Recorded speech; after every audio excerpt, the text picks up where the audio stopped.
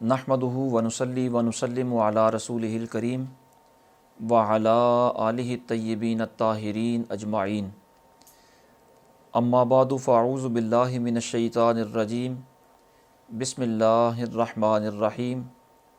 وَيَسْأَلُونَكَ مَاذَا يُنْفِقُونَ قُلِ الْعَفْوَ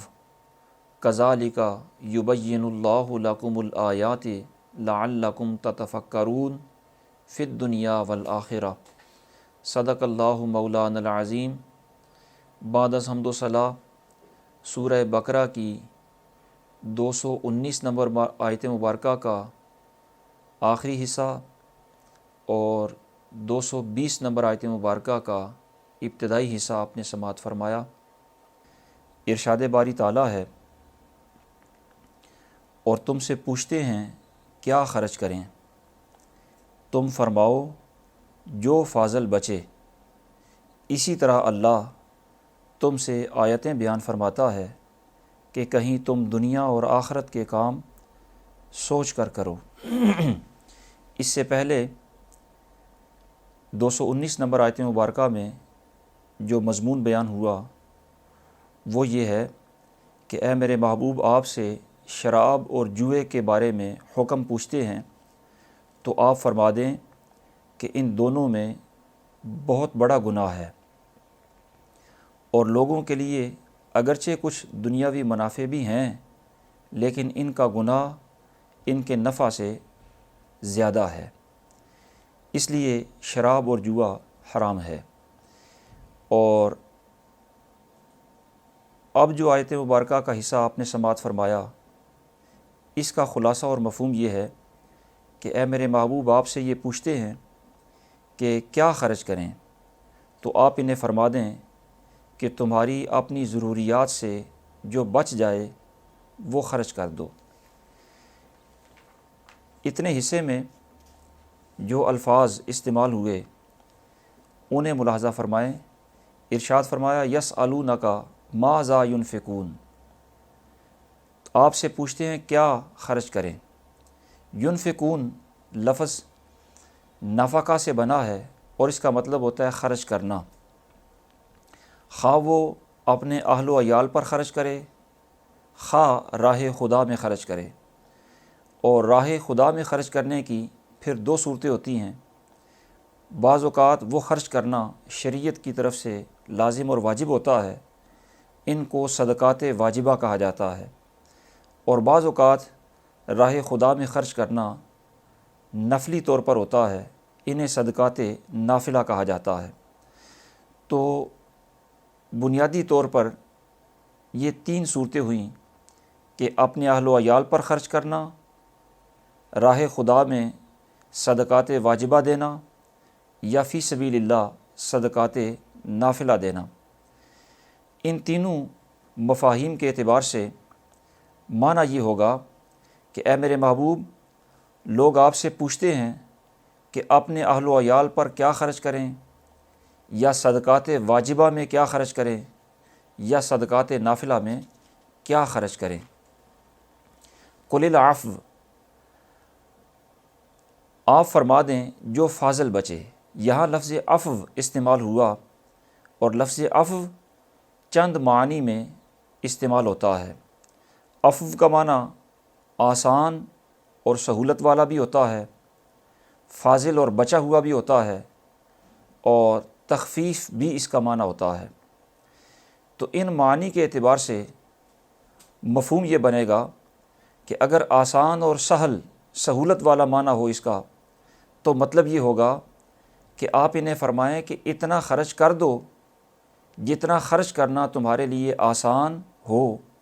اور اس کے خرچ کرنے کے بعد تمہارے دل میں کوئی تنگی نہ آئے اور تم پچھتاتے نہ رہ جاؤ، کف افسوس نہ ملتے رہ جاؤ۔ اتنا خرچ کرو کہ خرچ کرنے کے بعد تمہاری اپنی ضروریات کے اندر خلل پیدا نہ ہو اور تمہارے دل کے اندر تنگی بھی نہ آئے۔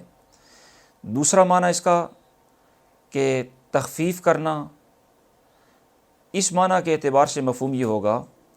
کہ اپنی اور اپنے اہل و عیال کی ضروریات پوری کرنے کے بعد تم خرچ کرو، اور خرچ کرنے میں تخفیف کرو، یعنی وہ تخفیف ایسی ہونی چاہیے کہ اس خرچ کا تمہارے دل پر کوئی اثر نہ پڑے۔ اور تیسرا اس کا معنی فاضل اور بچا ہوا، اس معنی کے اعتبار سے مفہوم یہ ہوگا کہ تمہیں اپنی ضروریات کے بعد جو مال بچ جائے وہ خرچ کرنا ہے۔ یہ جو تیسرا معنی ہے کہ جو ضروریات سے بچے وہ سارے کا سارا خرچ ہی کرنا ہے، یہ ابتدائی اسلام میں حکم تھا، اور اب یہ حکم منسوخ ہو چکا ہے۔ اب ضروریات سے بچا ہوا سب کچھ خرچ کرنا واجب نہیں ہے۔ اس آیت مبارکہ کے شان نزول کے حوالہ سے بھی چند روایات موجود ہیں۔ ایک روایت یہ ہے کہ حضرت سیدنا عمر بن جموح رضی اللہ تعالیٰ عنہ نے بارگاہ رسالت میں عرض کی، یا رسول اللہ، ہم کتنا مال راہ خدا میں خرچ کریں، اس کی مقدار ارشاد فرما دیں۔ تو اس پر اللہ رب العالمین نے یہ آیت مبارکہ نازل فرمائی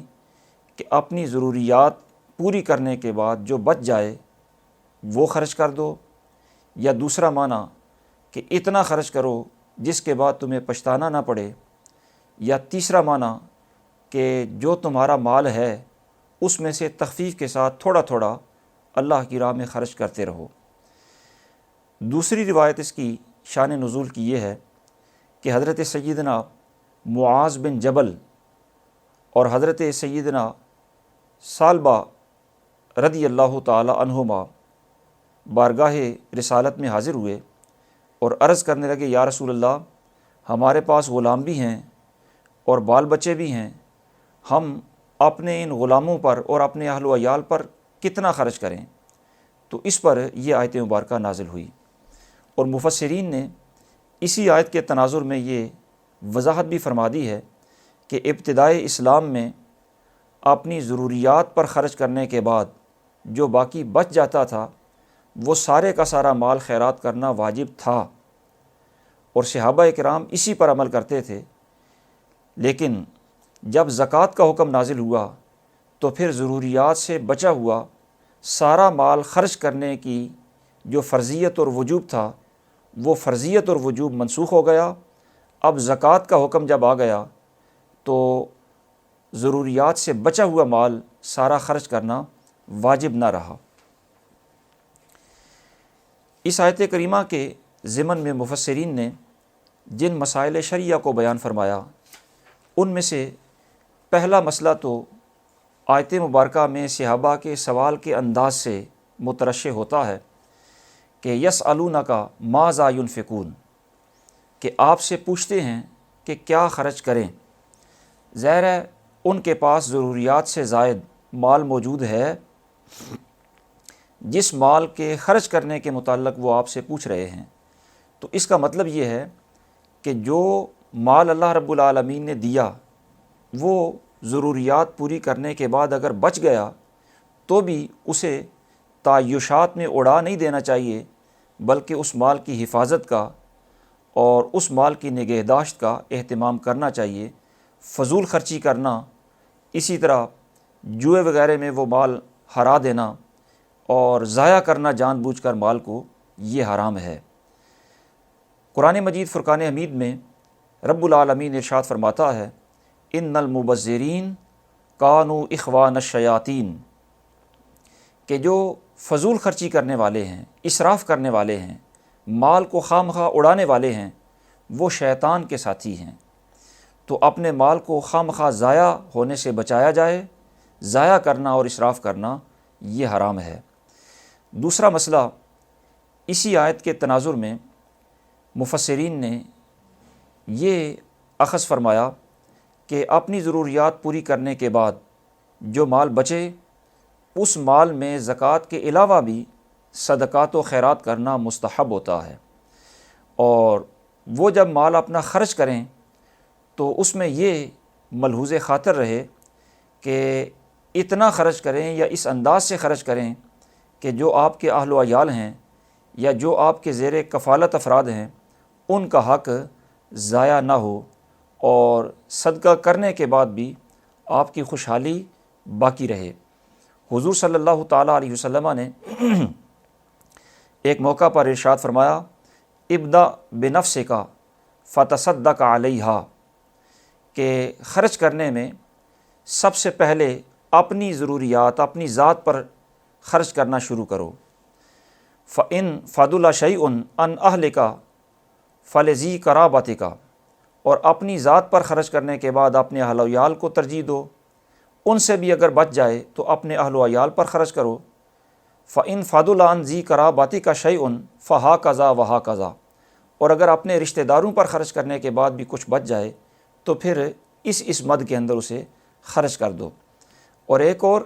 صحیح حدیث پاک کے اندر سرکار دو عالم صلی اللہ تعالیٰ علیہ وسلم کا ارشاد گرامی ہے کہ بہترین صدقہ وہ ہے جس کے بعد خوشحالی باقی رہے، اور صدقہ اپنے اہل و عیال سے شروع کرو۔ تو اس کا مطلب یہ ہے کہ ضروریات سے بچا ہوا مال خرچ کرنا اور راہ خدا میں دینا یہ مستحب ہے، لیکن وہ اتنا یا اس کیفیت سے خرچ کرے کہ وہ خرچ کرنے کے بعد بھی خوشحالی باقی رہے اور اہل و عیال کے لیے کوئی مشکل پیدا نہ ہو۔ اور اسی کے تناظر میں علماء نے یہ وضاحت بھی فرمائی کہ صدقہ یوں تو بندہ ایک ہی موقع پر بہت زیادہ بھی کر سکتا ہے، اور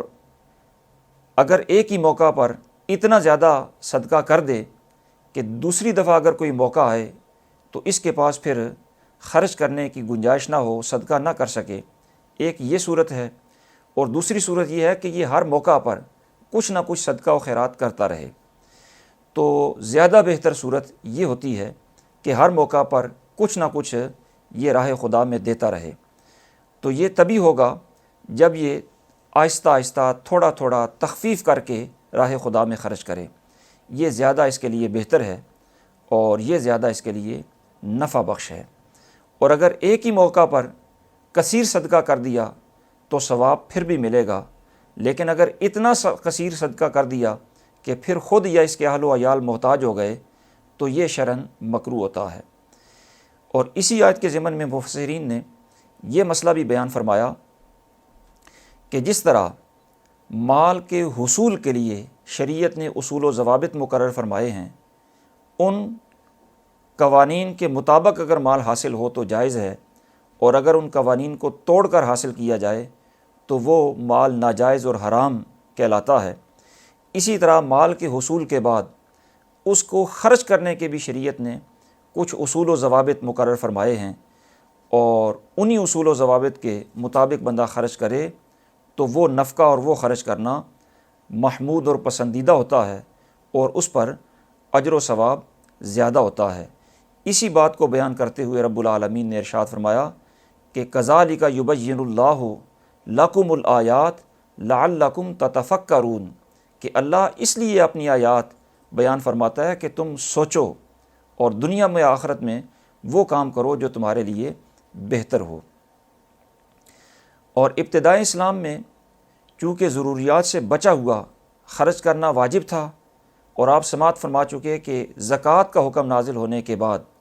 اس کے وجوب کا حکم ختم ہو گیا ہے، منسوخ ہو گیا ہے، تو اب ضرورت سے زائد مال خرچ کرنا مستحسن اور مستحب ہے، فرض یا واجب نہیں۔ تو اس کا مطلب ہے کہ ضرورت سے زائد مال خرچ کرنا واجب نہیں، وہ اس کی ثوابدید پر منحصر ہے، شریعت اسے پسندیدگی کی نظر سے دیکھتی ہے۔ جب واجب نہیں تو اس کا مطلب ہے کوئی بھی حکومت یا کوئی بھی شخص اس کی ضرورت سے بچے ہوئے مال کو جبراً لے بھی نہیں سکتا، یعنی اسے جبراً لینا یا قومیانہ یعنی قومی خزانے میں جبراً لے کر اس کو جمع کروا دینا، جس طرح کچھ ملکوں کا یہ نظام ہے کہ بندے کو اتنا ہی دیتے ہیں جتنا اس کی ضروریات کے لیے پورا ہو جاتا ہے، اس سے جو بھی بچے وہ سارے کا سارا گورنمنٹ جو ہے وہ ضبط کر لیتی ہے، تو یہ شریعت کے اندر حرام اور ممنوع ہے۔ جبراً کسی کا مال چھیننے کی